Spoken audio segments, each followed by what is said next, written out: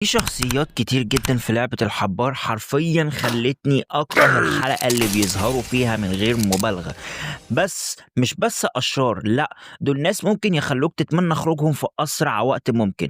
ففي الفيديو ده أنا هاقول لك على أكتر 5 شخصيات مستفزة ومكروهة في المسلسل، وهاقول لك ليه كل واحد منهم يستحق الكره ده، وخلّيك معايا لإن الشخصية رقم 1 هتصدمك رغم إن هي مش واضحة للبعض. طبعًا تنبيه، معنى إني قُلت إن الشخصية دي أنا باكرهها ده معناه إن الممثل أبدع في دوره وإن الشخصية دي مكتوبة بحيث تكرهها، فمعنى إن الممثل خلّاك تكرهه ده معناه إنه قدر يبدع في الدور بتاعه، وخلّينا فاكرين إن كل ده مجرد تمثيل وبس، فما حدش ياخد الموضوع ده بشكل شخصي، تمام؟ اعمل لايك واشتراك. الشخصية رقم 5 معانا هو اللاعب رقم 212 هامينو. أنا مش باعرف أنطق أسامي بالكوري خالص بس مشوها لي يعني اللاعب رقم 212.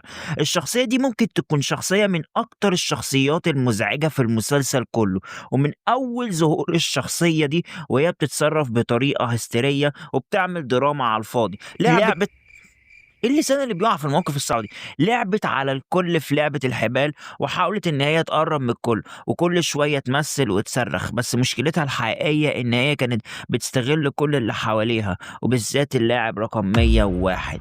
ممكن تقول عليها إن هي كانت بتلعب لمصلحتها وبس، بس طريقتها كانت رخيصة ومستفزة، ومش بس كده. المركز الرابع معانا اللاعب رقم 101، اللاعب اللي اتضحك عليه من اللاعبة رقم 212 جانج دونج سو. أنا مش باعرف أنطق أسامي الشخصيات يا جدعان بالكوري. المهم السفاح المتنمر ده حرفيًا ما عندوش أي ذرة رحمة ولا أي ذرة ضمير. خلّى كل الناس اللي حواليه يحسّوا بالخوف ويشوفوه قوي، وكان بيقتل أي حد من غير أي ذرة تردد. خان كل اللي كانوا حواليه حتى اللي وثقوا فيه. طريقته كانت عنيفة وحقيرة جدًا في اللعبة، خلّته واحد من أكتر الشخصيات المكروهة، بالرغم من إن هو شكِّل فريق قوي، بس دايمًا كان سبب في تهديد لحياة أي حد جنبه.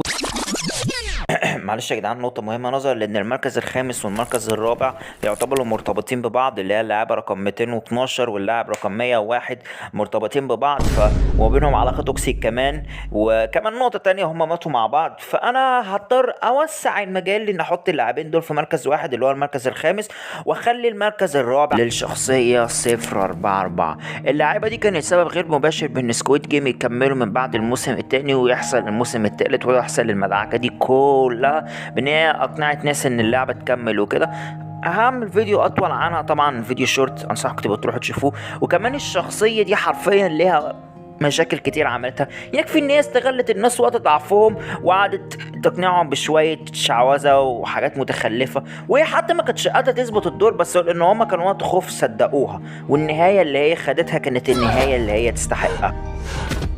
المركز التالت معانا وهو اللاعب رقم 218، واللاعب ده من غير أي ذرة مبالغة أنا باعتبره بنفس ذكاء شخصية هايزنبرج. أنا عارف الناس مش هتصدق كلامي وهو شخصية مكروهة على اللي هو عمله، بس فعليًا أنا باتعامل معاه على إن هو عنده نفس ذكاء هايزنبرج. قولوا رأيكم في التعليقات، هل هو ذكي للدرجة دي والّا لأ؟ ذكي لدرجة إنه كان بيعرف يتوقع الألعاب، وذكي لدرجة إنه قدر يضحك على علي وخلاه يقتنع اقتناع غريب، أثّر فيه وخلاه يعيط وضحك عليه بطريقة غريبة، اللي هو أنت تتفرج عليه وتقول يا ابن الخبيثة، يا أخي يخرب بيت خبثك يا أخي، جبت منين الخبث ده كله؟ ومش بس كده، حرفيًا اللاعب من شدة خبثه راح قال اللي كانوا واقفين أنا ضحكت على علي بالخبث. والمشكلة إن علي ده هو ساعده في أكتر من مرة وهُم اتحدوا مع بعض في أكتر من مرة، وهو كان واحد من أعز أصحابك، فهو باعه في ثانية لمجرد مصلحته والأنانية اللي عنده، لدرجة إنه قدر يكمل لآخر لعبة في الموسم الأول. يمكن يكون من غير أي ذرة مبالغة من أخبث الشخصيات في عالم المسلسلات كله. طبعًا لو ما ضفناش جاسبرينج وولتر وايت وشوية شخصيات تانية في ديكستر زي ترينيتي كيلر غيرهم يعني. المهم ما نشغلش بالنا دلوقتي. اللاعب ده حرفيًا خبيث لدرجة مُبالغ فيها من غير أي ذرة مبالغة، فطبيعي يدخل المركز التالت. أمّا المركز التاني معانا هو لاعب أخبث منه بمراحل، أو بالمعنى الأصح الراجل اللي يستاهل إن إحنا نقتله 50 مرّة، الراجل اللي نهايته من شدة ما إحنا كنا نتمنى نهاية ليه أسوأ من كده، حرفيًا تحس إن أنت كنت عايز يموت 1000 مرة، وهو اللاعب رقم 001. طبعًا مش 007 طبعًا لإن هو مش جيمس بوند. المهم طبعًا ما تاخدش بالك من العيال التنحة دي. المهم اللاعب رقم 001 نعم. النعم حرفيًا واحد من أكتر الشخصيات الخبيثة اللي شُفتها في حياتي في عالم المسلسلات. يمكن وهنا بقى هو بالنسبة لي أنا في رأيي الشخصي أخبث من اللاعب رقم 218 وأخبث من والتر وايت بنفسه. أنت لو فاكر إن والتر وايت شخصية شريرة يعني، مع إني عملت عنه فيديو، من غير مبالغة اللاعب ده أخبث بمراحل. يعني تخيل هو دخل وإحنا أول ما شفناه إيه ده يا عم راجل عجوز طيب، كلنا حبيناه وبيضحك وطيب كلنا اتعاطفنا معاه وكلنا حبيناه، بس في الآخر اتضح إن هو العقل المدبر لكل ده. يا أخي أنت متخيل إن هو اللي دبر سكويد جيم بحالها؟ أنت متخيل حجم وخبث الراجل ده؟ يعني أنا عايزك تتخيل معايا إن هو ممكن يكون قتل ناس أكتر من والتر وايت، قتل ناس أكتر من ديكستر. يا جدعان أنتوا متخيلين حجم الراجل ده المفروض نكرهه إزاي؟ وهو راجل عجوز إزاي؟ أنا معرفش. هو حرفيا استغل إن هو شكله طيب قدام الناس وبيضحك قدام الناس وبيشارك اللعبة عشان يتسلى، بس هو يمكن يكون خلى آلاف الناس اللي يموتوا في لعبة الحبار. حرفيا شخصية خبيثة وأنت لازم من غير مبالغة تكرهه كتمثيل. الممثل أبدع لدرجة إن مفيش باب يخليك تحبه. يا أخي أخبث من والتر وايت وأخبث من ديكستر. انت متخيل ذكاؤه عامل ازاي؟ ايوه انا بمدح بشكل مبالغ في الشخصيه دي على كميه الخبث اللي عنده. انت بعلك ان هو طيب وفي الاخر يطلع هو اللي داير سكويد جيم كلها، وفي الاخر مات موته. يا عم موت بكرامتك واتكل على لا، حتى لما جه يموت تنح وخلى سيونج يشارك في لعبه في الاخر. انت عمرك شفت حد بالتناحه دي؟ واخر حاجه معانا والمركز الاول واخيرا وصلنا له، وده مش لاعب بشكل واضح وصريح، لان ممكن نحط في المركز الاول اكتر من شخصيه. انا ممكن احط في المركز الاول اللاعب رقم 100، ممكن احط اللاعب 3 ممكن احط اكتر من لاعب في المركز الاول، ولكن انا هسيب لكم انتوا تختاروا اللاعب اللي يتحط المركز الاول في التعليقات. بس انا هقول حاجه فعلا بره الصندوق ومش كل الناس خدوا بالهم منها، وهي الاداره نفسها. الاعضاء الVIP في مسلسل سكويد جيم هم المركز الاول بالنسبه لي.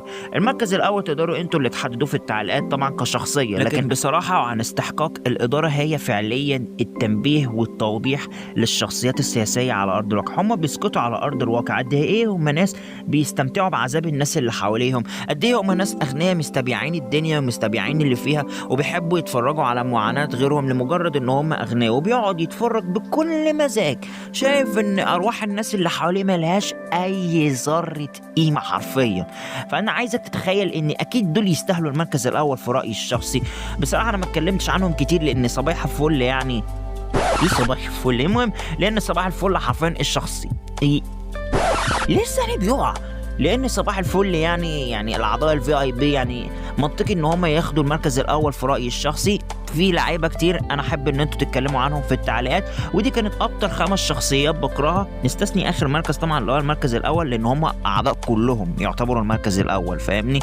بس فلو اتفقت مع رايي اكتب لي في التعليقات، ولو ما اتفقتش مع رايي شايف ان في شخصيات اسوأ كنت ممكن اتكلم عنها برضو اكتب لي في التعليقات.